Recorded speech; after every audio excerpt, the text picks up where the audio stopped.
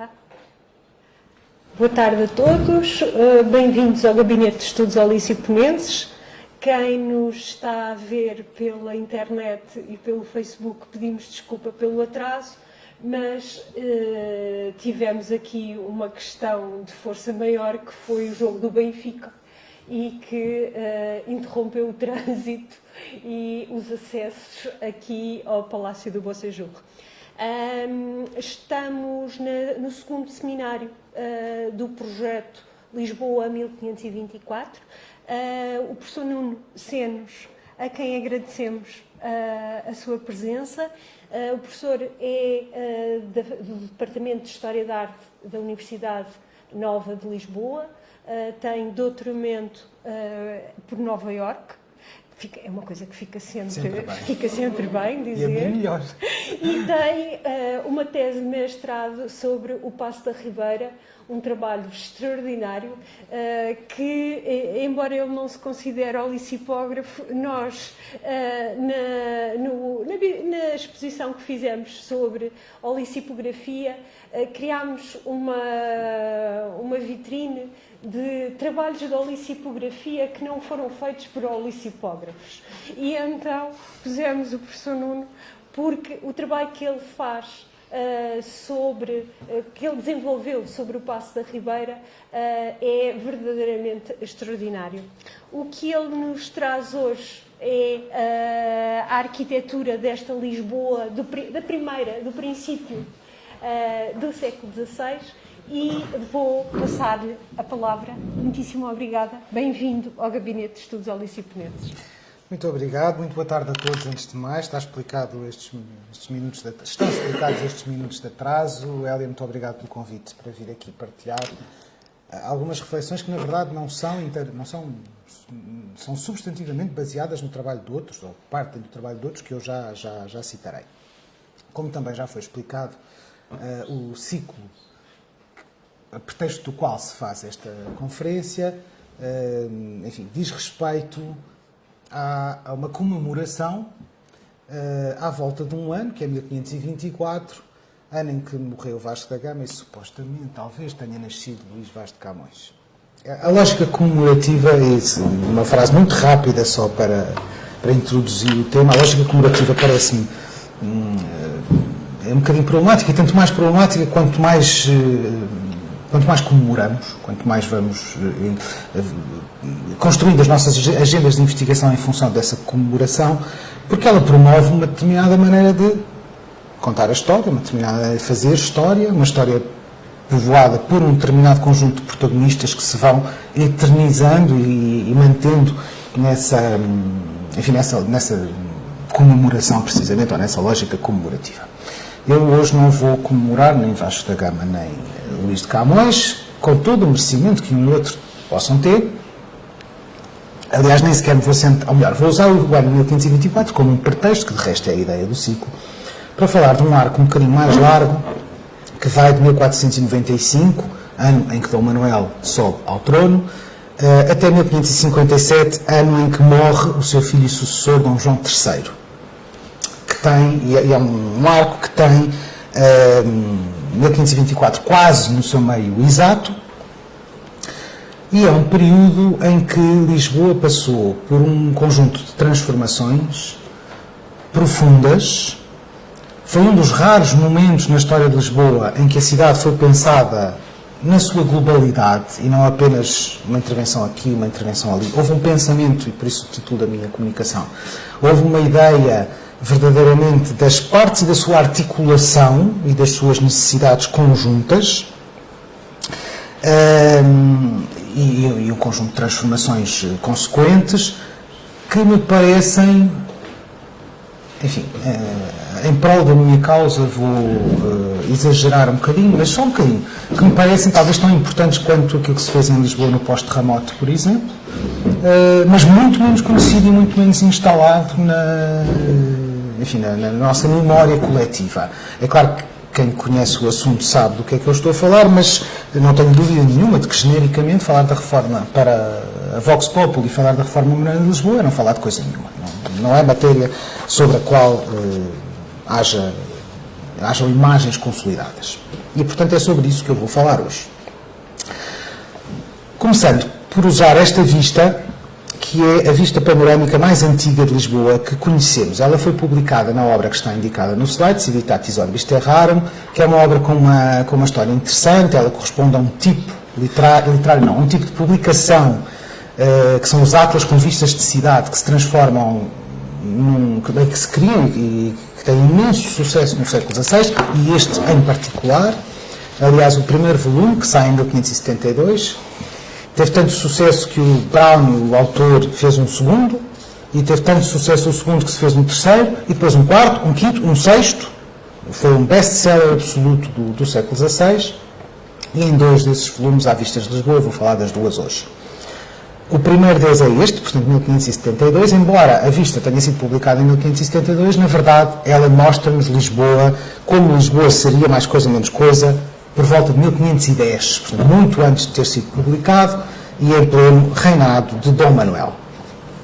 Se nos aproximarmos desta vista, reconhecemos a colina do Castelo, à direita, com o casario que se estende, colina abaixo até ao rio, e do lado poente da colina até ao vale, o Vale da Baixa. Passamos pela Sé, neste caminho, que se vê bem nesta vista. Eu não tenho ponteiro, portanto não posso acompanhar-vos, mas não faz mal. Eu acho que qualquer pessoa percebe onde é que é a colina. Os lisboetas, pelo menos, percebem onde é que é a colina do Castelo. Não, é que não dá. Dá, mas eu não vejo. Então é assim, Castelo, Sé, o Rossio, portanto, o Vale da Baixa, já ocupado com o Rossio, talvez um pouco sobredimensionado, mas em todo o caso, e depois, isto assim é muito difícil, a colina que chamamos hoje do Chiado, que era então, que está aqui representada como dominada pelo Convento do Carmo. Muito rapidamente, enfim, num retrato muito breve, esta é a cidade que Dom Manuel encontra quando sobe ao trono em 1495. É uma cidade com um tecido urbano já bastante compacto. As cercas que foram sendo construídas, agora é que é pior. Temos que arranjar um ponteiro. Não, eu tenho, mas não, lá em casa depois não vêm. E se calhar nem sei se vem o meu rato também, mas enfim. Aqui estão. Oh, diabo, está aqui. Aqui está um resto da cerca fernandina que ainda se vê, depois volta a ver-se. Eu não vejo nada, mas espero que vocês vejam, porque eu já estou tão torto. Está aqui. Está aqui outra vez um bocado da cerca fernandina que ainda se vê, mas a dupla muralha ribeirinha, dionisina e fernandina, a muralha dionisina e o troço da muralha fernandina, que foram construídos ao longo do tempo em frente ao rio, na frente ribeirinha da cidade, desapareceram. Onde é que está o rato? Agora nem o vejo. Está aqui. Isto foi tudo comido, ou quase. Vê-se uma porta aqui, outra porta ali, mas enfim, o essencial da frente ribeirinha da cidade, dessa estrutura de defesa da frente da cidade, foi absorvida pela própria cidade. E isso deve-se a um conjunto de fatores, ou melhor, à conjugação de um conjunto de fatores. Desde logo, um fator antigo, remonta pelo menos a Dom Dinis, que se aprendia na escola. Vocês todos aprenderam como eu. Os meus alunos acho que já não aprendem, mas nós todos aprendemos que o Dom Dinis plantou o Pinhal de Leiria. Não foi para... Bem, também foi para comer pinhões, mas foi sobretudo porque a madeira para a construção era importante para a construção naval, e é sintoma de um país, enfim, que precisa de mais barcos. E se precisa de mais barcos, precisa porque o comércio marítimo está em crescimento, e esse comércio marítimo, desde o tempo de Dom Dinis, não parou de crescer até chegados ao tempo de Dom Manuel, e em Lisboa em particular. Portanto, a atividade ribeirinha da cidade vinha em crescimento desde há muito tempo, e além disso, como também é sabido, em 1415 Portugal conquista Ceuta, dando início a um processo complexo, longo, de conquistas, de descobertas, enfim, chamamos-lhe o processo de descobrimentos e expansão, que levam Portugal a vários pontos da costa africana, e que já no reinado de Dom Manuel tinham conduzido a frota liderada por Vasco da Gama à Índia, e no ano seguinte a frota, ou 2 anos depois, a frota de Cabral ao Brasil. O que quer dizer que, quando chegamos ao reinado de Dom Manuel, Portugal está a construir uma presença, mais uma vez, ultramarina, e, portanto, outra vez com necessidade de apoio marítimo, cujo centro logístico e de comando é Lisboa. E isto é um dado absolutamente fundamental na história da cidade, eu acho que este é fácil de perceber. Menos conhecido, creio eu, não creio, tenho a certeza, é uma revolução tecnológica que está em marcha neste tempo também, e que se prende com a generalização, primeiro com a invenção, depois com a adoção e generalização das armas de fogo nos palcos de guerra. Porquê é que isso é muito importante para a história de Lisboa? Porque passou a fazer-se guerra com canhões e com espingardas e menos com setas e lanças, e isso é muito importante para Lisboa porque ainda no reinado de Dom João II, o rei concebe um sistema de defesa da Barra do Tejo e, portanto, da frente ribeirinha da cidade, que já não está na frente ribeirinha da cidade, está no rio, fazendo, eu pus o mapa de pernas para o ar porque me parece mais fácil de ler, está ali em Lisboa, ou seja, ele está orientado, está norte-sul. Dom João II manda fazer uma fortificação, uma fortaleza na Caparica, de que há uns restos ainda lá, mas é uma coisa difícil de visitar, eu nunca consegui. E esse sistema vai ser completado por Dom Manuel, com a construção da Torre de Belém do outro lado do rio. Do cruzamento de tiros destas duas fortalezas resultaria a melhor e mais eficaz e atualizada, modernizada defesa da cidade. Ora, isto quer dizer que, quando chegamos ao reinado de Dom Manuel, em que este sistema está em marcha, ou enfim, praticamente pronto, a muralha da frente ribeirinha da cidade deixou de ser uma solução, porque a solução já está na barra do rio, e passou a ser um problema, um obstáculo que a cidade enfrenta para se relacionar com o rio. Enfim, é uma situação que já se vinha a sentir há muito, razão pela qual, quando olhamos para esta vista, já vemos a cidade comida. A cidade foi construindo, encostando à muralha, depois em cima da muralha, depois perfurando a muralha em alguns casos, destruindo-a, porque a muralha se constitui precisamente num problema. E este problema agudiza-se, creio eu, num momento em que, chegados à Índia, chegados ao Brasil, Dom Manuel não escreveu isto em lado nenhum, não há documento nenhum que o diga, mas eu creio que é muito claro das suas ações. Dom Manuel decide fazer de Lisboa a capital do seu império. A expressão império nunca aparece na documentação. Dom Manuel nunca se chamou a si próprio imperador, nem nunca disse nenhum império, mas é bastante isso que está em causa, creio eu, no seu tempo e na reforma que ele promove. Dom Manuel, sabemos hoje, graças ao trabalho de um autor que me dá a honra de estar aqui sentado hoje, e daqui desta casa, aliás, investigador desta casa, sabemos-lo hoje, é o primeiro rei de Portugal que passa efetivamente muito tempo em Lisboa.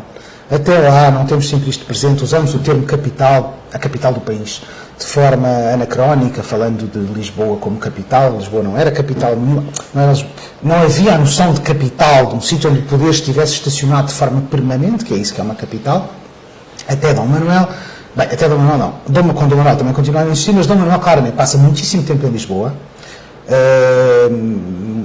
e algumas das temporadas que passou fora, passou por causa de peste, teve que sair da cidade porque havia peste na cidade, e investe na cidade, ainda não existindo o conceito de capital, para que ela seja capital, e hoje vamos ver alguns dos fatores que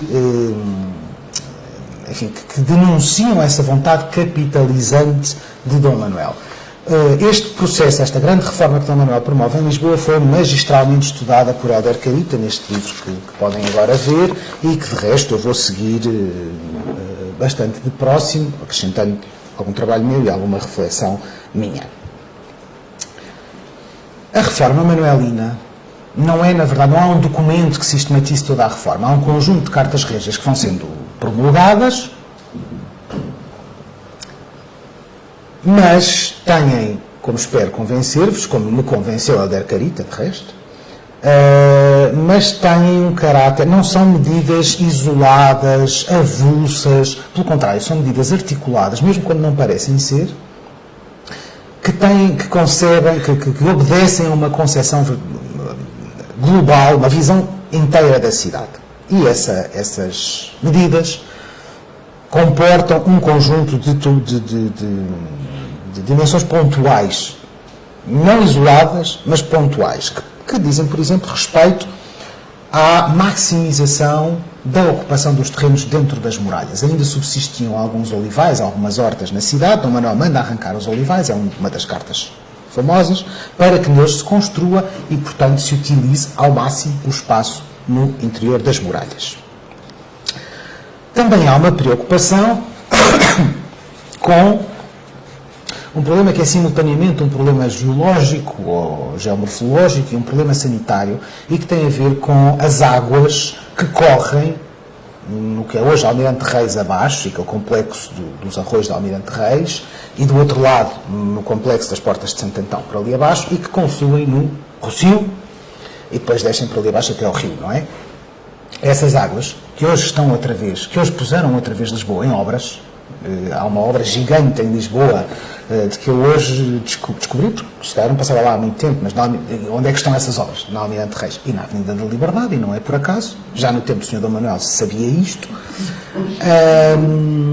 e Dom Manuel mandou construir o Cano Grande, portanto mandou uma parte substantiva deste caminho de água já tinha sido aterrado e construído, mas as águas continuam a passar, até hoje. Ainda temos esse problema. E como isso era um problema, Dom Manuel manda construir o Cano Grande, de que se descobriram uns fragmentos Bem, hoje em Lisboa, como Lisboa está a obras por todo lado, descobrem-se coisas todos os dias. Isto que eu estou a dizer já está tudo desatualizado, porque esta tarde descobriram de certeza coisas, porque estão sempre a descobrir coisas. E pronto, o Cano Grande é dessas obras grandes e importantes que Dom Manuel promove em Lisboa e que, além disso, também serve por fins de saneamento básico da cidade, enfim, alguns, poucos, mas alguns. Há também um conjunto de medidas que dizem respeito ao abastecimento de água, que é obviamente um problema maior em qualquer cidade, é preciso o pão e a água, não é? O trigo e a água. E Dom Manuel manda construir ou reformar ou refazer já uma série de chafarizes, alguns já existiam, outros que foram novos, os chafarizes da Rua Nova, os chafarizes dos Cavalos, de El Rei, do Cata que Farás, de Santos, enfim. Pela enumeração se nota o caráter sistemático da medida. Não é uma torneira que estava avariada no chafariz dos Cavalos. É um rever sistematicamente de uma série de chafarizes existentes e disponíveis na cidade.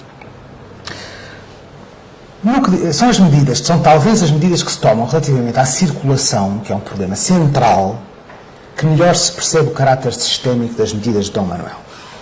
Desde logo, são mandadas alargar uma série de portas, destas tais portas que sobrevivem na muralha, algumas que são estreitas demais para o trânsito que, entretanto, cresceu e que precisa de fluir, outras são mandadas alinhar, são reposicionadas para se alinharem com as ruas que as servem, também no sentido de facilitar a circulação, precisamente, e, mais uma vez, as portas, a enumeração das portas, da Ouro, do Mar, do Cata que Farás, de São Pedro, enfim, mais uma vez, não é uma porta que precisava de ser arranjada, é uma visão sistémica das portas ribeirinhas da cidade. E depois toma a decisão mais importante de todas, sem querer de todo minorar as demais, que é fazer avançar a cidade para lá das suas muralhas. Este espaço todo que vocês veem,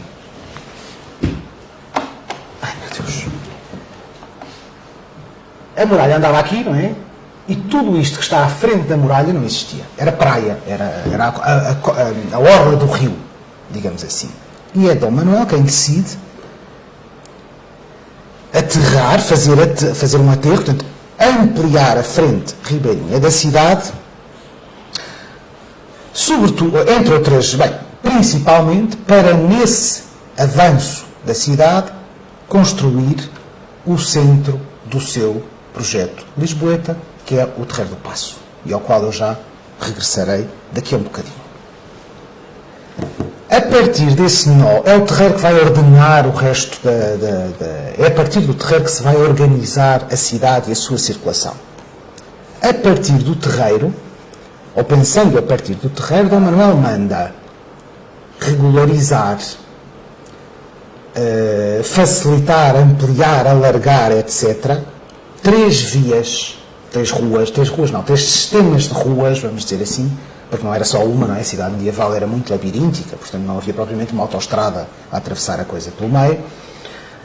Mas a ideia de Dom Manuel, o que eu gostaria de ter feito era precisamente uma autoestrada. Ou seja, manda demolir algumas casas, alguns prédios, manda uma lei famosa, que é a lei das balcoadas, isto é, aquelas construções que avançam sobre a largura da rua do primeiro andar para cima, manda destruir uma série delas, nestes 3 eixos fundamentais, para precisamente, manda calcetar ou arranjar os pisos. Bem, o calcetamento foi uma história complicada em Lisboa, mas em todo o caso houve essa vontade e essa tentativa, e alguma realização também, no sentido de alargar, viabilizar, tornar mais fácil a circulação numa cidade que tinha grandes dificuldades de circulação.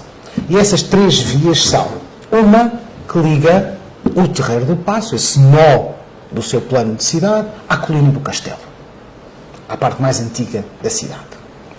A outra liga, ele não faz rua nenhuma nova, não é disso que se trata, hein? Trata-se de arranjar, alargar, melhorar as condições de circulação nestes 3 eixos.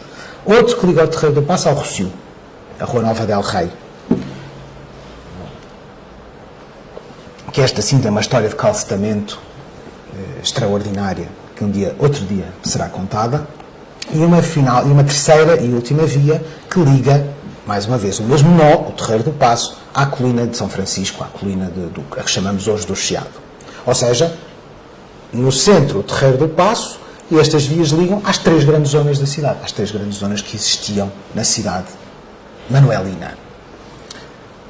Portanto, mais uma vez, não é pôr aqui um bocadinho de pavimento e ali a bater uma varanda, trata-se de pensar a cidade na sua totalidade, nas suas partes, mas sobretudo na comunicação entre as suas partes, criando um nó novo, que é o Terreiro do Paço.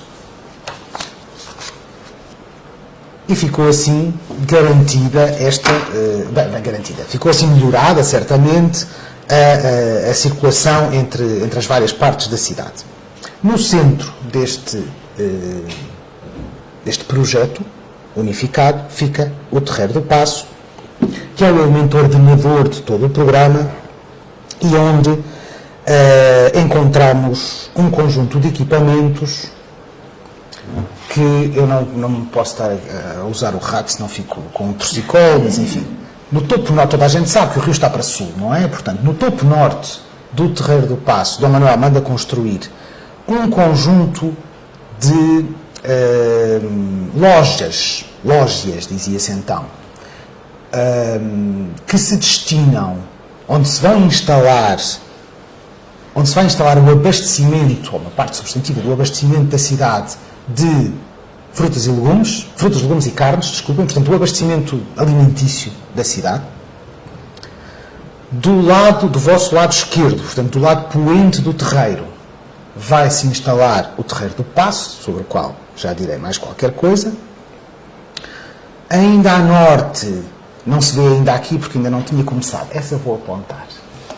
Aqui nesta esquina, que é a Torre da Escrivaninha, há de começar em 1517, mas já está pensada desde o princípio uma nova igreja, que é a Igreja da Misericórdia, também já direi mais qualquer coisa sobre ela, e do lado direito do terreiro, mais 2 edifícios que também não se vêem aqui porque ainda não tinham sido começados nesta altura, que são o edifício da Alfândega e o edifício do Terreiro do Trigo. Vou falar um bocadinho sobre todos estes 3. Esta primeira componente, a componente norte, as tais lógias, é um projeto especialmente interessante, que é uma coisa um bocado disparatada de se dizer, porque eles são todos igualmente interessantes, são todos projetos interessantes, mas aquilo que vocês veem, portanto, isto são 3 desenhos de Hélder Carita, não são meus. No desenho do meio vêm em vermelho as linhas da cerca fernandina, da tal cerca ribeirinha que já tinha sido meio comida pela cidade. E como veem, essas 3 frentes muralhadas não estão alinhadas, não formam uma linha reta, não é? São 3 segmentos desalinhados de cerca. Ora, Dom Manuel, e atenção, porque sempre que digo Dom Manuel, sempre que dizemos Dom Manuel e falamos de uma coisa destas, o rei não pensou isto sozinho, nem sequer pensou a maior parte destas coisas, não é? Há uma nebulosa de gente à volta dele, de que Afonso Monteiro é um nome particularmente importante, mas enfim, por facilidade de discurso dizemos Dom Manuel.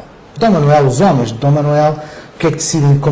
Preocupados com o alinhamento, com a simetria, com o ordenamento da cidade, mandam fazer a linha das tendas, das lógias, que são estes quadradinhos que vão para aqui fora, para aqui fora, para aqui fora, mandam fazê-los. O documento é um documento absolutamente extraordinário, o documento que manda construir isto, que a Helder Carita transcreveu, e que decide tudo sobre o que se vai fazer nestes edifícios, a começar pela distância a que eles se vão fazer da muralha, e há 3 planos a distância diferente, mas o que o rei manda é que as lógias fiquem todas alinhadinhas para fazer uma linha reta, uma coisa bonita e ordenada.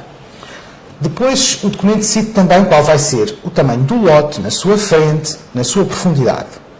Decide que cada lote vai ter 2 andares, um térreo e um primeiro andar, decide as medidas das portas, as medidas das janelas, os acabamentos que são para ser usados, o formato do telhado, que é para ter uma só água e não 2, e manda que tudo isto fique imediatamente abaixo, que é o que se vê no desenho lá de cima de todos, imediatamente abaixo da linha ameada da muralha. As ameias são para ficar à vista. Isto é, a muralha já não serve para nada, na verdade até é um grande empecilho, mas ela tem uma função simbólica importante, em 1510 ainda, na verdade em 98, que é o documento é de 1498, tem uma função simbólica importante, significa a defesa da cidade e, portanto, isso é para ficar à vista.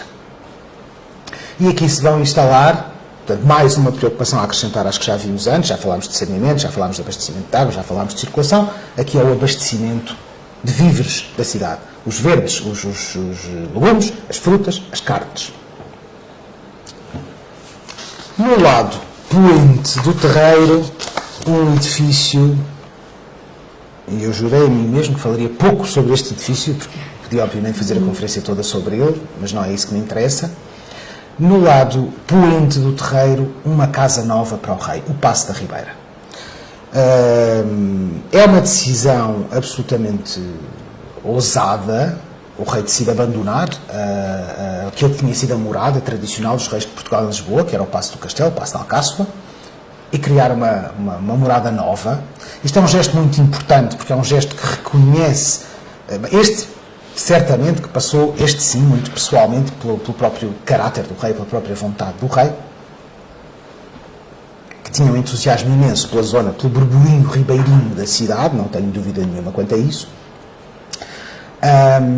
Mas mais do que isso, do ponto de vista da história da cidade, o rei ter decidido vir para aqui legitima esta nova geografia da cidade que desceu, cuja centralidade desceu da colina do Castelo para se vir instalar na Ribeira. Mais do que isso, o rei decide, isto não devia ter mudado, o rei decide fazer o seu palácio. Bem, agora sim vou precisar do... O que identificamos tradicionalmente como o Paço da Ribeira é este corpo longo que se prolonga por aqui fora e que se mergulha, que acaba dentro das águas do Tejo. Na verdade, isto é uma parte do Paço e não todo. O essencial da zona residencial do Paço, da zona simbólica até, de recepção, etc., está atrás, isto é a fachada desse Paço e está lá para trás, não se vê nesta vista. Já vou mostrar mais daqui um bocadinho. O que quer dizer que o rei constrói o seu paço, o que quer dizer que o rei, não, sim, pode ser assim, constrói o seu paço, fazendo o próprio paço passar por cima da muralha e projetar-se para lá da muralha. Portanto, o rei, a casa do rei, legitima também esta inutilidade da muralha e este ultrapassar da muralha e esta apropriação da muralha. Mais uma vez, sendo um palácio, estamos precisamente neste tempo de transição do castelo para o palácio, sendo um palácio, quando ele é construído nos primeiros anos do século XVI, ainda se sentiu a necessidade de lhe acrescentar um elemento militar, que é aquele torreão que ali vemos mergulhado já, é o último elemento daquele longo corredor, este sim já mergulhado nas águas do Tejo, aliás visto em pormenor. Enfim, desapareceu ainda no século XVI, já vou dedicar uma frase a esse desaparecimento. Hoje, para termos uma ideia do que é o aspecto que ele poderia ter, podemos olhar para a parte torre da Torre de Belém, para a parte propriamente torre da Torre de Belém, que aliás o Torreão do Paço da Ribeira é Diogo da Ruda, ao contrário, o Diogo da Ruda, a Torre de Belém é do irmão Francisco, enfim, são obras quase contemporâneas e certamente parecidas uma com a outra. E no Paço da Ribeira também se vê, no Torreão do Paço da Ribeira, que com esta dimensão já se vê as bombardeiras, aquelas aberturas ao resto da água para acomodar canhões, e vê-se também as grandes armas de Dom Manuel com a dupla esfera armilar, uma de cada lado, tal como na Torre de Belém, que também as tem, tal e qual, viradas ao rio, tal como no terreiro, tal como portanto, na Torre de Belém, tal como no terreiro do Paço. No Paço da Ribeira, desculpem. Este corpo longo, aqui a documentação do século XVI chama As Varandas do Paço, é uma peça arquitetónica absolutamente extraordinária. Perdemos isto tudo, evidentemente, e não foi o terremoto, porque quando aconteceu o terremoto já tudo isto tinha sido muito transformado e muito alterado, até na sua função. Mas, enfim, este corpo absolutamente extraordinário, esta peça arquitetónica absolutamente extraordinária, tem, entre outras funções, uma que me parece importante retermos, que é a de conformar, de ser fachada poente do terreiro propriamente dito, que se passa a chamar Terreiro do Paço, e o Paço é este, não é? O Paço é, obviamente, o Paço da Ribeira. Parece uma coisa banal, mas não é, porque, sendo a fachada do palácio, tenho que me calar, sendo a fachada do palácio, não há palácio por trás desta fachada. Não é? Porque este edifício não tem paço cá. Eu vou ao contrário, virado para vocês. Se isto for o Terreiro do Paço, esta fachada do Paço não está aqui. Não é? Portanto, é uma fachada sem miolo, sem conteúdo, que é uma coisa interessantíssima. Não conheço outro caso em lado nenhum, enfim. Bem, mas o último dado em que quero insistir, penúltimo, para o qual quero chamar a vossa atenção, é que este palácio é construído em cima, literalmente em cima, da Casa da Índia. Isto é, do organismo a partir do qual se gera o Império, onde se armazenam as mercadorias que chegam, onde se preparam as frotas que vão, a partir da qual se marcam e se comerciam as mercadorias que vêm dos territórios ultramarinos. E isto é literal, isto é, no piso térreo do Paço da Ribeira está a Casa da Índia. O rei, a família real, etc., vive no primeiro andar, em cima disto. O rei dorme, literalmente, em cima dos seus tesouros. Eu no outro dia literalmente, na semana passada, estava a explicar isto numa aula de História de Lisboa que estou a dar, e uma aluna minha disse, é como as lojas, os mercadores também tinham a loja no resto e dormiam no primeiro andar, o rei é igual. Disse, bem, está bem, nunca tinha pensado nisso, mas é com a dimensão simbólica que isto tem, não é? Então, o rei, enfim, controlador destes territórios todos, a dormir, efetivamente, em cima dos seus tesouros. Bom, pronto, e fico por aqui. Portanto, do ponto de vista simbólico, isto não é só uma peça urbana importante, é uma peça, do ponto de vista da construção da simbólica política, da maior importância. Faço-vos notar nesta imagem que temos o torreão rematado por um terraço com as duas guaritas nos extremos, e o corpo das varandas também com um terraço e ao meio uma torre que se eleva com um telhado cónico em cima. E foi assim que a coisa foi feita originalmente, e assim ficou por volta de 1511. O rei teve que sair da cidade porque houve peste. Em 1513 a peste estava resolvida, ele quer voltar. Há umas cartas muito engraçadas em que ele manda apressar as obras porque quer voltar. E volta já. Esta reforma da cidade, na verdade, entra numa segunda fase em 1513. Esta outra imagem, que é uma outra vista de Lisboa, já muito posterior, já dos anos 30, portanto já do reinado de Dom João III, uso-a porque nela se vê que o Paço da Ribeira, como outra, participou dessa segunda fase da reforma, digamos assim. O torreão já não tem um terraço, portanto fizeram-se paredes e um telhado gigante. Temos informação muito gira sobre esta obra, porque eu encontrei documentos sobre os azulejos que foram postos nas paredes, a decoração do teto, etc. E o próprio corpo das varandas também já não tem um terraço em cima, também já subiu um andar, já não tem 2, tem 3, e também foi posto telhado nesse corpo. O mesmo aconteceu nas lojas. As lojas também subiram todas um andar, desapareceram o que é curioso, aliás, porque o significado é o mesmo. Esta obra que se faz no Torreão e que aqui estamos a ver, retira-lhe o caráter militar. Não é? Deixa de parecer uma coisa fortaleza, fortificada, passa a parecer uma coisa secular, civilista. E a subida das lógias, tapando as ameias que tínhamos tido, enfim, que o rei tinha tido o cuidado de manter na primeira fase da obra, enfim, é uma evolução, num espaço de tempo muito, muito curto. Estes elementos militaristas deixaram de ter importância e outros valores mais altos se levantaram, também para citar Camões, que apesar de tudo sempre estamos a evocar, e foi assim que se transformaram o lado poente e o lado norte do Terreiro do Paço, logo nos anos 10, logo no princípio do século XVI. Do outro lado, agora vou mostrar pormenores aqui deste lado. Do outro lado do terreiro, a imagem é muito má, mas eu acho que se consegue ver. Do outro lado do terreiro, começa a construir-se o edifício da Alfândega, sobre o qual já vou falar, mas o que eu queria chamar a vossa atenção é uma coisa que me levou. Eu, quando escrevi sobre isto, não havia cá imagens digitais, nem computadores, nem nada dessas coisas. Isto, percebem aqui uma mancha com duas grandes janelas, uma de cada lado? É uma igreja. Vê-se muito mal, coitadinha. Mas, ainda bem, é a Igreja da Misericórdia. A Misericórdia, como sabem, é uma instituição da maior importância no mundo português. Foi criada pela irmã do rei, a rainha Dona Leonor, que tinha sido rainha no tempo de Dom João II, era a mulher dele, e estava instalada desde a sua criação, em 1498, numa capela da Sé. Acontece que a Misericórdia se transformou muito rapidamente numa instituição da maior importância, espalhando-se não só pelo país, como também pelos territórios ultramarinos. Aliás, uma instituição tão bem sucedida que ainda hoje existe, como sabem.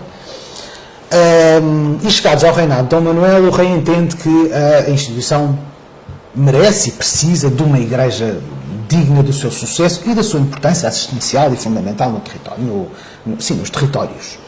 E, portanto, decide que deste complexo novo que ele está a construir aqui na zona ribeirinha vai fazer parte também uma igreja da Misericórdia. Essa igreja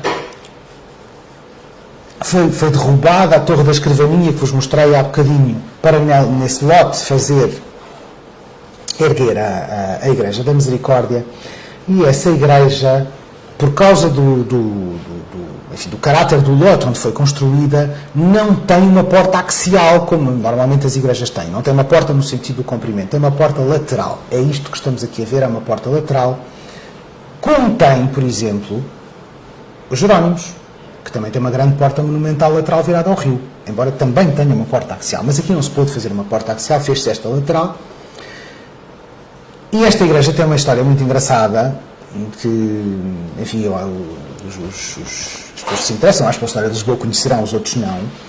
Ela caiu com o terremoto, ficou ficou destruída, exceto precisamente este pórtico e os dois janelões que estão ao seu lado, que ainda lá estão, e que é isto, que é a Igreja da Conceição Velha, que ainda lá está hoje. E então, depois do terremoto, fez-se uma coisa muito engraçada, que foi, portanto, a igreja assim longitudinal, caíram os lados, mas mais ou menos alinhado com este portal principal lateral, havia uma capela lateral. E então o que é que se fez? Fechou-se a igreja dos lados, o pórtico que não era axial passou a ser axial e a tal capela lateral passou a ser a capela mor da igreja. E se visitarem hoje a Igreja da Conceição, verão que há ali um desencontro. Elas não estão construídas alinhadas uma com a outra, porque não foram construídas para isso. Foi o acidente da história que a transformou nisto. E a habilidade do arquiteto. Pronto, e a habilidade do arquiteto e a criatividade e a imaginação do arquiteto, que na verdade teve esse, acho eu, não sendo muito conservacionista, aqui acho que ele teve o bom senso, tinha lá uma capela lateral, podia ter destruído para fazer uma axial, não o fez, e ainda bem, porque hoje temos esta história engraçada para contar, e é um espaço que também tem esta graça quando se visita. Finalmente, também se vê nesta vista de 1530, ou 30-34, o arranque da obra da Alfândega. Não está ainda completa, como podem ver, não é? As paredes estão a subir. A Alfândega é um equipamento fundamental nas portas marítimas de uma cidade que é tão marítima. também serviu para outras coisas, porque reunia aqui a Casa dos 24, etc. A alfândega está documentada, obras na alfândega estão documentadas a partir de 1513, portanto ela faz parte deste segundo fôlego das obras da Reforma Manuelina e vai ficar concluída antes de 1545, que foi quando eu encontrei documentação que já prova que está feita, não sei exatamente quando é que ficou pronta. Não estando ainda começado, nem tendo sido começado em tempos de Dom Manuel, há um último equipamento cujo terreno é cordeado e fica marcado e reservado logo no tempo de Dom Manuel e que será acabado por Dom João. Será começado e acabado por Dom João III, que se vê nesta última vista de Lisboa que vos quero mostrar, que é aquele grande pátio que fica por trás da alfândega, não é? Portanto, isto é a alfândega e aqui fica o tal edifício que não foi nem sequer começado no tempo de Dom Manuel, mas foi pensado e concebido no tempo de Dom Manuel, que é o Terreiro do Trigo, que é outro equipamento fundamental, é aquele que garante o cereal à cidade, é o que garante o pão. É o garante do pão e da alimentação absolutamente básica da cidade. Nesta vista já se vê a Misericórdia. Já se vê de forma um bocadinho mais clara a Igreja da Misericórdia de que acabei de falar. Sobre esta última vista que vos estou a mostrar, importa dizer, para quem porventura não a conhecer, trata-se de uma segunda vista de Lisboa publicada no 5º volume do Browne, naquele best-seller que vos falei no princípio da comunicação. Mais uma vez, ela é publicada já no final do século 1598, mas mostra-nos a cidade que nos mostra.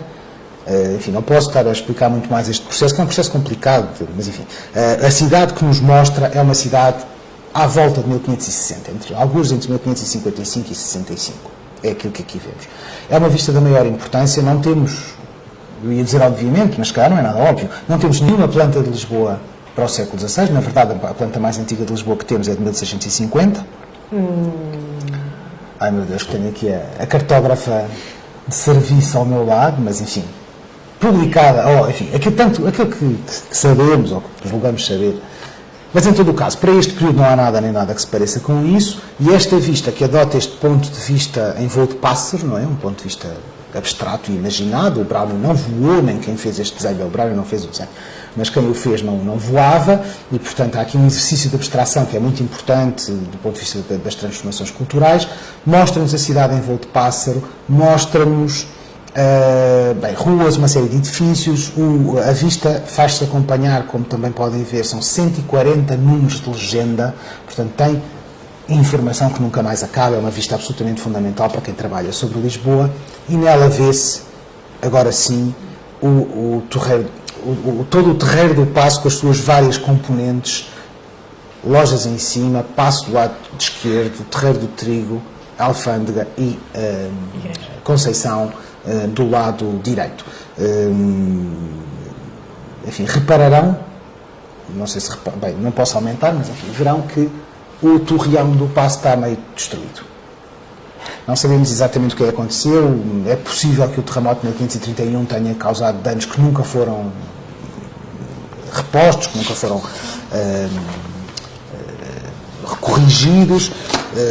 Ao contrário de Dom Manuel, Dom João III não tinha um grande entusiasmo pela cidade, creio eu, aliás, enfim, também não vale a pena explicar muito sobre esse assunto, mas apesar de não ter esse entusiasmo pela cidade, pelo menos no que diz respeito a estes projetos, honrou aquilo que o pai tinha previsto, não é?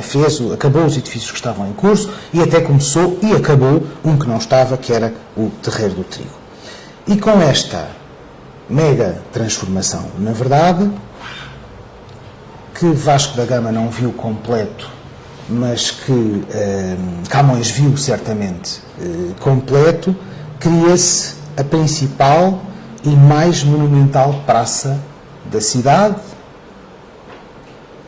que Filipe II de Espanha, I de Portugal, percebeu muito bem, ele nunca tendo conhecido o avô, havia uma telepatia, estou convencido, eles entender-se-iam muito bem se alguma vez estivessem conhecido.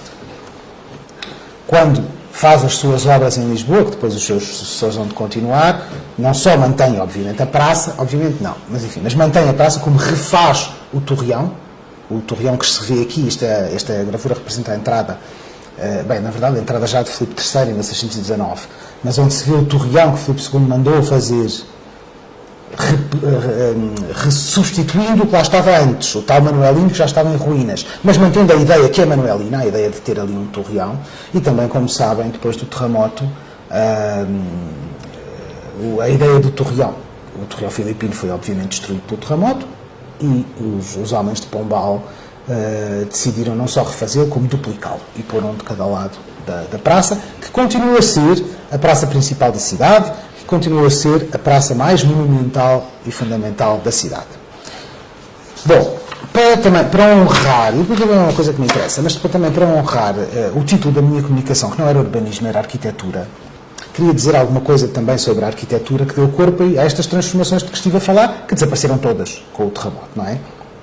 Dito isto, a arquitetura manuelina pode ainda ser vista e apreciada em Lisboa, nomeadamente na Torre de Belém, que é um dos mais famosos monumentos manuelinos da capital, ou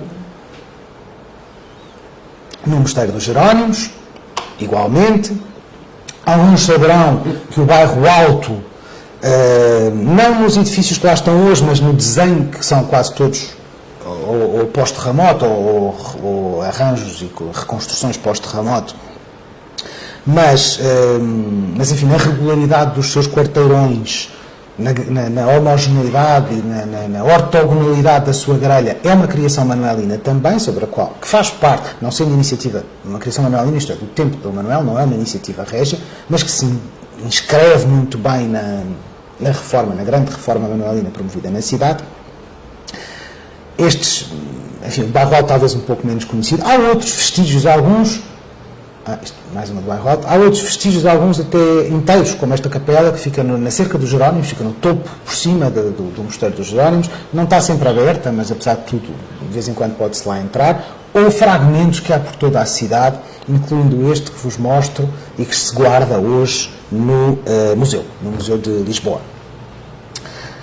No museu, este arco está identificado como sendo manuelino, aliás, até numa data precoce do reinado de Dom Manuel, mas eu, por acaso, acho que ele pode bem ser joanino, Dom João III, isto é uma coisa já mais tardia.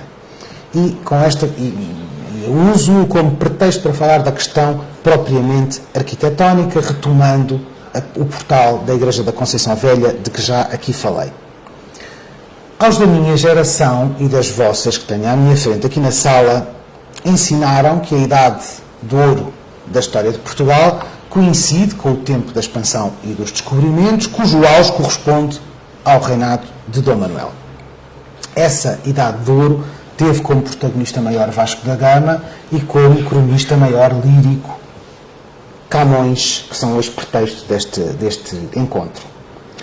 E também nos ensinaram que a expressão arquitetónica por excelência dessa idade de ouro era um estilo a que chamamos manuelino. Uma arquitetura a que chamamos manuelino, e creio que todos reconhecem neste portal, neste monumental portal da Conceição Velha, essa linguagem, mesmo aqueles que não conseguem dizer é manuelino por isto ou por aquilo. E, na verdade, talvez até consigam. Ideias que associamos ao manuelino são coisas como a decoração abundante, densa, profusa que encontramos neste portal, a forma apontada do arco que remata este portal, estes contrafortes laterais também profusamente decorados e depois ligados lá em cima por uma platibanda animada, tudo isto, mesmo que não saibamos exatamente dizer é isto, é aquilo, tudo isto cheira a manuelino. E quando nos aproximamos, talvez reconheçamos com até alguma facilidade motivos vegetalistas como estes troncos que aqui se cruzam para formar um arco, um falso arco, um arco natural, digamos assim, natural, porque feito de árvores, bem, nada, feito de pedra, mas a simular árvores, ou o quinto essencialmente manuelino motivo da corda, que aqui aparece noutros sítios, mas já que estava nesta fotografia, dá-me jeito para o meu argumento. Fomos todos ensinados e programados, todos nesta sala, os meus alunos hoje já não é bem assim, mas nós que estamos aqui nesta sala fomos todos programados e ensinados para ver e valorizar estas coisas que eu acabo de apontar, mesmo sem termos consciência delas. E com esta programação é-nos mais difícil ver, por exemplo, que este portal é dominado por 3 arcos, um grande e 2 inscritos, todos de volta perfeita. O arco de volta perfeita é o arco romano por excelência. O arco é uma invenção romana. Quer dizer, na verdade não interessa nada se foram mesmo os romanos que inventaram ou não, foram eles que fizeram dele uma coisa normal e utilizada por todos os lados, só sabiam fazer arcos de volta perfeita, não sabiam fazer outros. O arco apontado e os seus desdobramentos em arcos multicêntricos, enfim, polilobados, etc., que são desdobramentos do arco apontado, ponto, é uma invenção gótica, é uma coisa muito, muito posterior. E eram aqueles que dominavam o discurso arquitetónico em Portugal até à subida ao trono de Dom Manuel. Bem, até ao final, ao último terço do século XV, vamos dizer assim, até ao Manuelino. Aqui não há desses. Há arcos de volta perfeita, que são os arcos romanos por excelência. Também estamos menos programados para ver, para reconhecer este vaso que está aqui ao centro desta composição, com um modelo metálico de orivesaria, e as duas criaturas, esta espécie de esfinges híbridas que o primeiro renascimento português, francês, espanhol, etc., tanto vão gostar, estas criaturas que têm um corpo de animal e a cabeça humana, têm um corpo de leão, por exemplo, e têm asas, têm cabeça humana, têm uma cauda que se transforma num vegetal, não é? Portanto, vão passando por estes estados todos. Vemos mais facilmente as folhagens que estão do lado direito deste pormenor do que este motivo metálico que está no centro e as duas, vamos chamar esfinges por facilidade, estes seres híbridos que o ladeiam. O mundo dos troncos, das flores, destas flores túrgidas, gordas, dos arcos contracurvados e das cordas, foi aqueles a que nos habituámos a chamar Manuelino, aquele em que cresceu Vasco da Gama e que com ele chega ao fim, dando lugar ao mundo de Camões, já muito mais preenchido de referências a que chamamos renascentistas, que são antiquizantes e italianizantes, num mundo que em 1524 está a começar e de que Camões será o expoente maior, numa linguagem de que outros falarão, que não eu, que sabem que é a linguagem da literatura. Do ponto de vista da história da arquitetura, é esta a grande transformação que está em curso em 1524. Dito isto, também espero que esta dicotomia fácil e facilitista entre Manuelino e Renascimento e a sua sucessão linear no tempo, primeiro uma e depois acaba uma e começa a outra, espero que aquilo que aqui procurei dizer tenha ficado um bocadinho menos claro. Não quis clarificar, quis o contrário, quis complexificar muito pouco, naturalmente, não houve tempo para mais, mas enfim, essa transformação, essa transição que efetivamente acaba por acontecer, é a transição que é complexa, não são os seus extremos, não é? Decorre sobre o pano de fundo de uma grande reforma da cidade que unifica estas duas linguagens arquitetónicas que parecem tão opostas, percorridas, afinal, as duas pelo contexto de enorme modernidade da reforma da cidade. E com isto, cumpro o meu horário. Muito obrigado.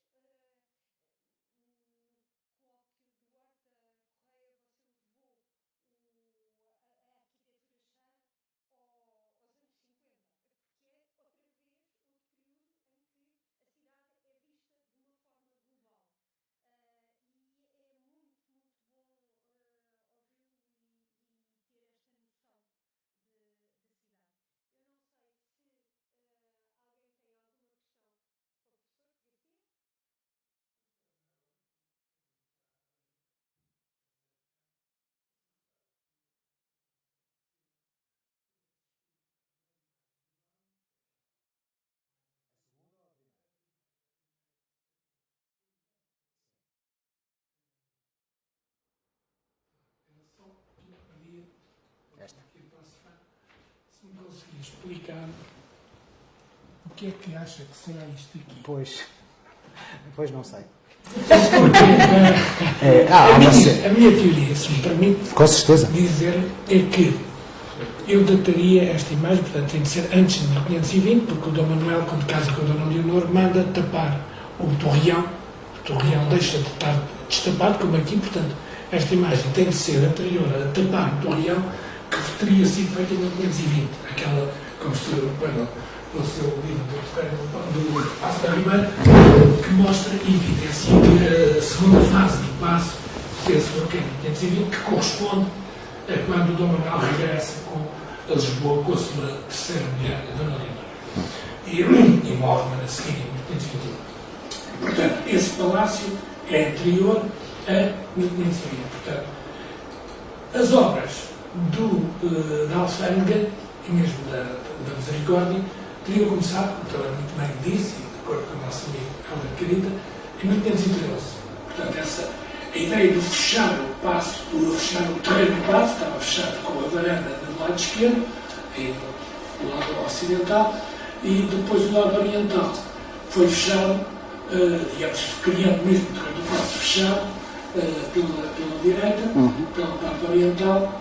E eu, na minha interpretação, eu tentaria esta imagem, sugiro a hipótese para tentar identificar isso, que se ela é anterior a 1520, se a colocássemos por volta, isto é uma hipótese que me surgiu-se na reflexão, tem que ser antes de 1520. Em vez de ser 1511, ou não sei o quê, se fosse, vamos imaginar, 1519, 1518, ainda não estava tapado o torreão, já havia obras, desde 1513, na Alfândega, que não estava acabada, só tinha acabado em 1545, ou talvez ainda em 1534, porque aparentemente a Igreja da Misericórdia concluiu-se em 1534, que foi a inauguração oficial da Misericórdia em 34, e a Alfândega também teria concluído por volta dessa altura. Penso eu, pelo menos, que 45 teria definitivamente concluído. Exato. Não será que aquele corpo que está ali à direita, não será já as obras iniciais, ainda manuelinas, que já estariam feitas, não para a Rodrigo, esse só veio no João III, mas não será isso a Alfândega? Pergunto. Bom, eu, como sabes, estudei isto há muitos anos. Já não me lembro exatamente dos argumentos todos que utilizei, mas sabemos que, para a construção da Misericórdia, foi demolida a Torre da Escrivaninha. E as obras começam em 17. Está ali a Torre da Escrivaninha. E não há vestígios nenhuns da sua demolição. E, portanto, embora, de qualquer das maneiras, como é evidente, nesse caso também é importante dizer isto, não há uma fotografia da cidade. Não está cá tudo em pormenor, tal e qual, não é? Não está naquele momento. Muitas das vezes o que me tenho percebido é que uma mesma imagem pode ter dois ou três tempos diferentes. Pronto, eu não quis também explicar. É muito complexo. A leitura que podemos fazer destas imagens é muito complexa porque nós não sabemos nada sobre o seu processo de fabrico. Sabemos que é publicado em 72, mas ela em 72 já tinha pelo menos 50 anos, já tinha. Quem a fez? Não fazemos ideia. Como é que sobrevive durante 50 anos? Não sabemos. Como é que chega ao Brano? Não fazemos ideia. Portanto, enfim, é importante, obviamente, é uma imagem importante para percebermos a Lisboa do século XVI. Reconhecemos nela uma série de coisas que vamos encontrando na documentação, não é? E que nos permitem validar aquilo que aqui está, mas depois temos outras coisas que também ou não reconhecemos ou ainda não sabemos muito bem como lidar. Eu devo dizer que aquele complexo ali no topo da colina do Castelo, para mim, é altamente problemático. E, enfim, nunca me dediquei sistematicamente ao assunto, mas parece-me bastante problemático. De qualquer das maneiras, esses edifícios, claro que são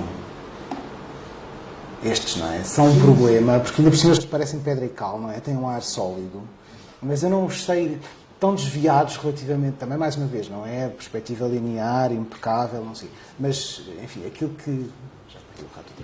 Eles tinham que estar... Eles tinham que Diga? estar... Podiam. Já agora não há hipótese de alguma vez ter havido uma construção prévia em madeira, ter sido passado... Não, é impossível, é uma coisa efêmera, é possível. É possível. Pedra. Pode ter... Mas... Aquilo parece, inclusive, ter um claustro, não é? É um pátio, não é? Isto aqui parece ser um pátio, coisa que a Alfândega não tinha, não é? Não era assim. Mas o terreiro tem. Não O percebi. Terreiro do Trigo tem um... O Terreiro do Trigo, sim, mas o Terreiro do Trigo sabemos de ciência segura que só foi começado com Dom João III. Portanto, esse não pode... E esta imagem tem que ser anterior, pelo menos em 1520, se não for antes, pelo menos em 1520 tem que ser anterior. A não ser que nela confunda, mas eu não gosto dessa teoria. Da José Manuel, talvez, admito até, tinha que rever os argumentos que usei então nessa altura. Enfim, é isso que nós fazemos, não é? Vamos à procura, sabemos que não sei o quê foi começado a construir, não sei o que mais. Está lá ou não está lá? Se está lá, então tem que ser anterior, tem que ser posterior. É assim que a gente vai datando estas coisas. A questão do jardim não estabelece data nenhuma. Pois, o jardim, mais uma vez, eu não tenho isto de cor, mas eu encontrei muita documentação para o jardim, documentação muito gira, que inclui a construção de alegretes, isto é, dos canteiros, os azulejos para os bancos dos canteiros, o burro para andar à volta da nora, eu encontrei o documento que me paga ao burro, portanto sabemos que havia um poço, que havia uma nora, etc. E aqui, o muro, também há um documento sobre, não da construção do muro, mas há uma parte do muro que cai numa tempestade qualquer que há no tempo do Manuel, depois ele é reparado, eu encontrei a documentação da reparação, o documento da reparação. Talvez, já não me lembro se usei esse argumento ou não para datar esta... Eu sei que você não gosta desta minha teoria, mas uma cidade não é estática. Claro. Nós não conseguimos, mesmo hoje, quando peço ou quando vamos com o telemóvel, que agora é muito mais fácil fotografar, ele para fazer um trabalho destes pode ter cá vindo fazer. E eu dou sempre como exemplo o trabalho do Alexandre Massai das fortalezas do Algarve, porque ele começa em 17, em 18 ainda está a trabalhar, depois adoece e vai em 21 fazer os desenhos finais. Os desenhos finais que eles fazem em 21 já não são os 17. Já não são os 17, claro. Mas também já não são representativos do que é que estava feito em 21, porque a base era outra. Eu não gosto dessa teoria porque não temos dados suficientes para trabalhar com ela. Não é? Enfim, a dada altura começa a ser... A dúvida sistemática... Temos também do Piero Maria Baldi. Claro. Que eram feitos um pouco à vista e um pouco com notas tomadas e no fim vou retocar o desenho lá da minha terra para mais tarde sair. Exato. E sobre esses, ou estes que a Hélia falou, sabemos coisas. Sobre estes não sabemos nada. Nada, não fazemos ideia nenhuma quem... Professor. Jorge. A minha questão era assim. Há bocado quando falou do terreiro do Paço, falou de 3 vias que ligavam um terreiro a várias partes da cidade. E, portanto, a Rua Nova del Rei corresponde mais ou menos à Rua do Ouro atual, a Rua, uma que ligava ao Bairro Alto, Sim. deve corresponder à Rua das Portas de Santa Catarina, portanto, à atual Rua Garré, não é? Provavelmente não, mas sim. Quer dizer, ou seja, é que isto não são... Mesmo a Rua de Nova del Rei, que era a mais rua destas 3, ela não começava portanto, essa foi prolongada. Na Rua Nova dos Mercadores. Exatamente, essa foi prolongada. As outras são conjuntos de ruas, são caminhos, são articulações de ruas. A que liga lá acima a São Francisco, o seu primeiro troço é a calçada de São Francisco. Aquela coisa assim curva, que ainda lá está hoje, que também... que sobrevive. Mas que depois há de acabar... Há ali uma ligação que hoje não é muito fácil de perceber, não é? Mas que há de acabar na Rua das Portas de Santa Catarina, sim. Portanto, há de se ligar. E a minha pergunta era sobretudo, e a que ligava ao castelo? Também há de ser, portanto, Rua Nova dos Mercadores até chegar ao sopé da colina e depois havia de subir por ali acima, se calhar, como ainda hoje faz, não é? Se calhar num traçado não muito longe daquilo que lá está hoje, que passa ao lado da Igreja da Conceição Nova, que depois passa a Santo António, passa a Sé, continua a subir por ali acima. É claro que a gente, todas estas ruas já mexeram qualquer coisa, e se calhar muito, em alguns troços, mas estes, quando eu digo, o que o Dom Manuel manda fazer não é uma rua, arranjar um sistema de ruas que vai por ali acima, que se vão articulando umas com as outras, como continuam. É o 28, não é? O caminho do 28 vai por ali acima, por várias ruas. Pelo menos é aquilo que eu imagino e aquilo que a documentação me parece indicar. Até porque aqui está-se a agir em tecido muito consolidado, não é? Tecido urbano que já lá estava há muito tempo. E ele não ia mandar, havendo um caminho, de ligação. E eu acho que a ideia era essa, era criar a ligação, não a rua como... Sim, era facilitar a ligação. Facilitar. Onde era muito estreito, demoliram-se uns edifícios, onde as varandas eram muito atrevidas. Bem, ali não, aí mandou-se demolir as varandas todas por ali acima. Nós vemos às vezes o posicionamento das igrejas, quer dizer, não tem os posicionamentos, quer dizer, corretos ou para o rio ou para lá, são assim, em esgueira, não é? Porque muitas das vezes, ainda hoje, quando nós estudamos a cidade atual, muitas daquelas perguntas que nos fazemos têm, era uma cerca de um convento que ficou ali, era uma rua que era para abrir, mas depois não foi possível porque não se fez a expropriação. É a nossa cidade. A igreja de São Estevão, por exemplo, está colocada de uma forma, sim, quer dizer, na lateral. A Wanda está-me a dizer que temos perguntas do Facebook. Deixe-me só já agora lembrar que, entretanto, passou um terremoto por cima disto tudo, não é? 1531. Não, mas o grande, que Santo Estevão é uma igreja de pós. Se pensar Santo Estevão e São Miguel, que são duas igrejas contemporâneas, mais coisa menos coisa, uma está virada para um lado, a outra está virada para o outro. Foi onde havia espaço. Desculpe, interrompi. Não, diga. Eu tinha uma dúvida. Então, e o Palácio Porto Real, que era... Não existia. Ainda não tinha sido construído. É já em tempo de Filipes. Com os Filipes. Eu acho que aqui nem se vê nesta... Não é? Depois é anexado, sim. Mas Porto Real, não, nem nesta se vê ainda. essa carta, a outra já é de um alemão, não é? Não percebi. A carta que depois a outra composta. Não. Não percebi, A desculpa. cartografia que nos mostra aí Isto.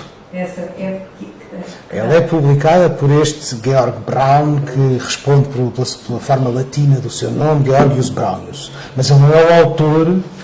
Tudo desenho. Portanto, é um álbum cheio de vistas de cidades. A parte de baixo do texto, Sim. eu acho que está escrito em alemão. Latim. É latim? Latim. Mas esta vista foi muito, aliás, como a primeira, foram muitíssimo copiadas, transformadas nisto e naquilo, muitas. Até há uma, acho que é da primeira, cuja depois diz assim, Nova Iorque. Na verdade diz Nova Amsterdão. Portanto, é publicada como sendo uma vista de Nova Em Iorque. casa dos meus avós, a minha avó era almeida, tinha uma destas que o meu avô tinha comprado. Aqui há publicações que pegam nisto, alteram o texto e fazem tanto desta como da outra, aliás. Wanda? No Facebook, a Ana Fernandes Pinto diz: antes de mais, muito obrigada ao Dr. Vicente pela confiança e o dom da eloquência.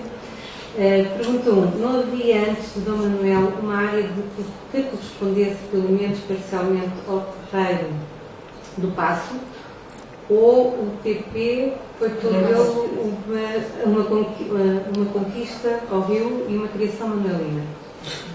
Há praia, digamos assim, e há docas, não tem nada daquele tamanho, nem daquele funcionamento que vai ter no tempo de Dom Manuel. Mas a muralha não está dentro de água. Olá, Ana.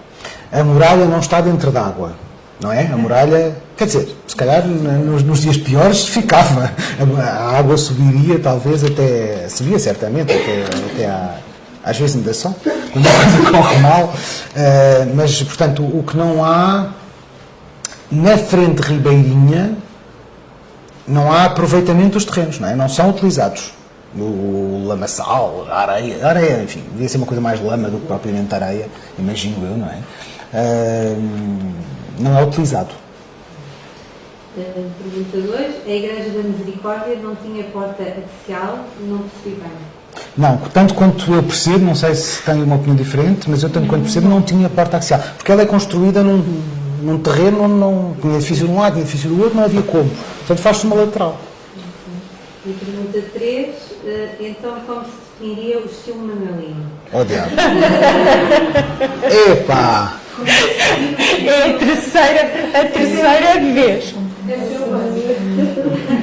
Mas essa preciso de várias horas para responder, não tenho que preparar outro PowerPoint. Quer dizer, o que eu posso responder, tradicionalmente, para além da questão eu não posso responder a isto. Há uma visão ideológica que é muito antiga, não é de hoje, nem foi inventada pelo Estado Novo, que é uma conversa que já se podia acabar com ela, já veio muito de antes. Há uma visão muito antiga que identifica, que é o que se continua a ensinar, acho eu, ou pelo menos a mim ainda ensinar, que identifica o Manuelino com a idade de ouro dos descobrimentos e da expansão, e portanto vê velas de navios, peixes, enfim, motivos marítimos, essas coisas todas no Manuelino. Não existe, isso, nada disso existe, está mais do que provado, mas não há maneira de convencer as pessoas de que isto não existe. É impossível, tem-se revelado impossível de convencer. Desfazer essa imagem. Dito isto, obviamente não. Dito isto, até há quem ache que não existe arquitetura manuelina nenhuma, que existe uma coisa chamada tardogótica, comum a toda a Europa, em que aquilo que se fez em Portugal não tem nada de especial, e os representantes mais radicais desta versão, como Joaquim de Vasconcelos no século XIX, até achava que isto que se fez aqui em Portugal era assim uma coisa um bocado ranhosa e mal feitosa, quando comparado com as grandes igrejas espanholas e etc. Pronto. Eu não sou desses. Eu acho que há uma arquitetura com características próprias, a que chamamos manuelina, se calhar o nome não é o mais feliz, mas isso não sou eu que o vou mudar, e que é inventada, vai sendo inventada no último terço do século XVI, tem uma fundação tardogótica efetivamente, mas tem características que eu não vejo em Portugal nem em lado nenhum antes desta cronologia e que depois desaparecem, com o tempo vão desaparecendo. E que se prende com coisas que eu aqui falei quando mostrei estas imagens, com a tal profusão da decoração, com motivos naturalistas, com as torções que são muito características não existiam antes, a primeira vez que se fazem formas torças, a corda, não é? A corda e as suas variações. Em Portugal foi na década de 1470, na Conceição de Beja. Não existia, em Portugal não, na Península Ibérica. Portanto, há este conjunto de características que identificamos como manuelinas. Uma coisa que não se vê, que já não vou complicar demais, também muito característico do manuelino são, por exemplo, os arcos com vários lóbulos, não é? Às vezes até há um diálogo muito próximo entre várias da arquitetura manuelina e o universo dos têxteis. Às vezes parece um pano pendurado, não é? Com muitos lóbulos. Há muitos motivos vindos dos têxteis, quando olhamos para os pormenores.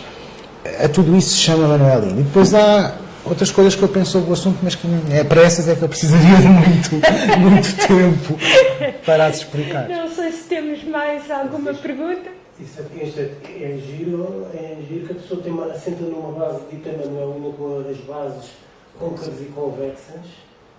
Depois temos o portal e o pórtico. A nível de pórtico parece que estamos de repente a andar para trás e olhar para um alfijão no topo. Porque toda aquela platibanda que lá está em cima nada mais parece fazer do que, obviamente, ligar aqueles pináculos, mas depois a fazer o efeito mais medieval de alfiz. E começa a ser, que é muito semelhante a nível dos arcos de volta perfeita com os Jerónimos e com o pórtico de Tomás. O diário, aliás, não deve ser, mas o diário é absolutamente... A nível construtivo, um arco de volta perfeita é muito mais fácil de construir do que um arco apontado. E quando vamos para os arcos de várias, é terrivelmente difícil para um pedreiro criar aquele tipo de arco. Agora começamos nós com... Mas nesta altura, o que havia mais em Portugal era quem soubesse fazer isso. Não foi por ser mais fácil que se escolheu o arco de volta perfeita. Não pode ter sido. A obra régia, ainda por cima, não foi por falta de dinheiro. E ter quem que sabia fazer isso. Sim. Aquela imagem por cima das duas portadas é que é lindíssima, porque é um Esta com manto. é a misericórdia. É a Virgem da Misericórdia acolhendo sob a sua asa os povos. Terminamos por aqui. Muitíssimo obrigada ao professor Nuno Sentes. Muitíssimo obrigada a quem nos segue pelo Facebook. Recebi notícia que correu muito bem e que a conferência foi fantástica. Por isso, muitíssimo obrigada. Convido-vos a beber um porto e a comer uma bolachinha e para os que estão aqui, os outros dos que estão em casa que não nos acompanham, e até à próxima, 17 do próximo mês, que temos mais conferências de 1524 e estamos de volta. Muitíssimo obrigada e até. Obrigado.